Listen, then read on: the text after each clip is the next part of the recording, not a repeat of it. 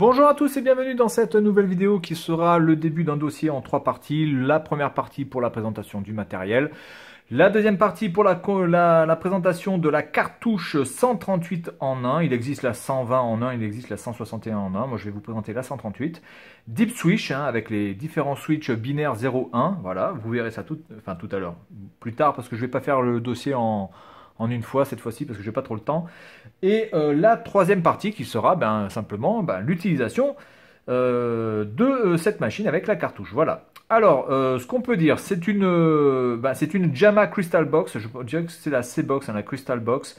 Voilà, parce que bon, c'est légèrement transparent.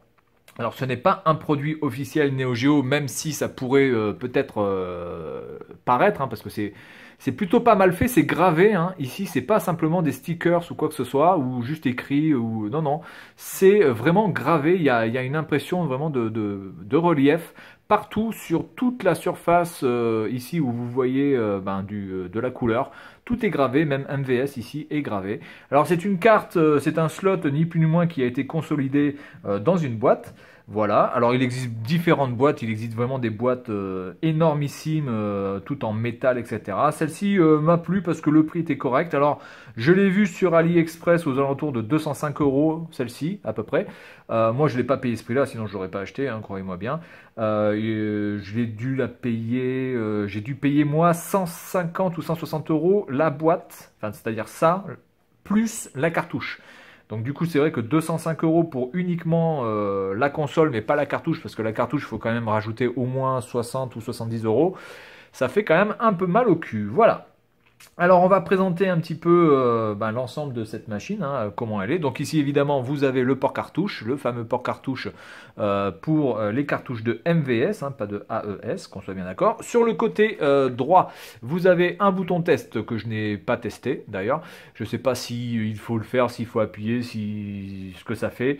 Je vais peut-être me renseigner avant, mais enfin globalement ce bouton-là, moi de ce que j'ai pu faire, ça n'a pas vraiment d'utilité puisque j'ai pu jouer sans avoir appuyé là-dessus. Évidemment, vous avez des trous qui sont là pour aussi refroidir l'ensemble, parce que je pense que ça doit chauffer un petit peu.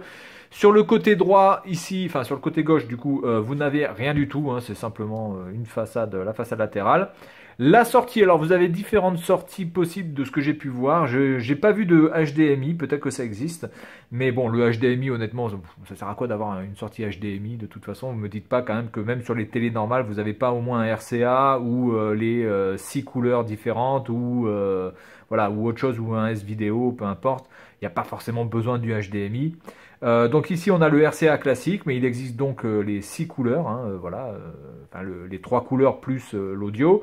Vous avez le câble S-Vidéo qui me semble être un câble, bon voilà, qui est le meilleur compromis. Je pense que peut-être même le câble de la Saturn pourrait passer là-dessus.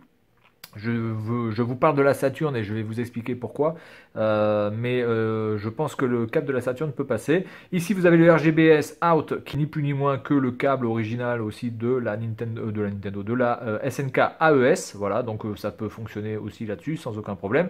Vous avez aussi évidemment l'entrée pour l'électricité, pour mettre l'adaptateur, voilà. Donc l'adaptateur qui est plutôt pas mal fait, donc qui est fourni aussi avec. Je ne l'ai pas acheté à côté, il était fourni. Il est plutôt pas mal, bon assez léger, mais par contre vous avez une petite lumière ici qui vous dit que ça fonctionne.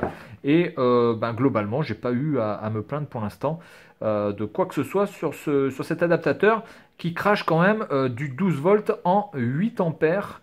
Donc c'est quand même pas, voilà, c'est quand même du très très lourd. Voilà, et puis vous avez simplement besoin d'un câble de PC pour pouvoir le connecter ici. Voilà, donc ça c'est assez pratique. Vous pouvez prendre n'importe quoi, ça passe, c'est assez standard. Voilà. Alors ensuite, il nous manque donc la face avant, et la face avant, c'est le plus intéressant de cette machine, parce que sur la face avant, nous avons quoi? Nous avons évidemment le bouton power qui est vraiment de très très bonne qualité en métal et qui a vraiment un... Voilà, quand on appuie dessus, on sent qu'on appuie sur un vrai bouton, quoi. C'est pas un truc tout lâche, donc c'est plutôt pas mal. Donc ça, ce bouton-là est vraiment bien fait. C'est pas du plastique, c'est vraiment du métal. Ensuite, vous avez donc les deux ports pour mettre tous les joysticks SNK, que ce soit le joystick, le pad, que ce soit le joystick un peu plus petit, hein, celui en forme de cacahuète. Et vous avez, et ça c'est énorme, vous avez deux ports pour pouvoir mettre votre manette de Sega Saturn, parce que évidemment la Saturn était vraiment une très très bonne console pour les jeux SNK. C'était vraiment une très très bonne console pour tous les jeux 2D. Bon, si vous rajoutiez aussi un petit peu de mémoire sur votre console, certes. Et la manette de la Saturn vraiment donnait une sensation beaucoup plus fluide, je trouve, que le pad, on va dire, qu'on peut tenir à deux mains, le pad classique de la SNK. Sur l'AES, parce que bon, déjà il y a les clics, donc c'est un petit peu chiant au bout d'un moment d'entendre clac clac clac clac clac clac clac clac, donc ça c'est un petit peu saoulant. Et je trouvais aussi quand même que les pads de Saturn donnaient une sensation beaucoup plus fluide au niveau de la croix. Bon, après au niveau des boutons ça change pas grand chose, mais au niveau de la croix je trouve que c'était quand même bien au-dessus que SNK avec ces machines. Voilà, donc c'est vraiment le truc de ouf de pouvoir brancher ces manettes Saturn sur cette machine. Donc maintenant, reste à savoir si par exemple on pourrait faire fonctionner, je sais pas, hein, mon joystick infrarouge Saturn là-dessus. Est-ce que ça fonctionne ou pas? Peut-être que je le testerai devant vous quand je ferai la troisième partie.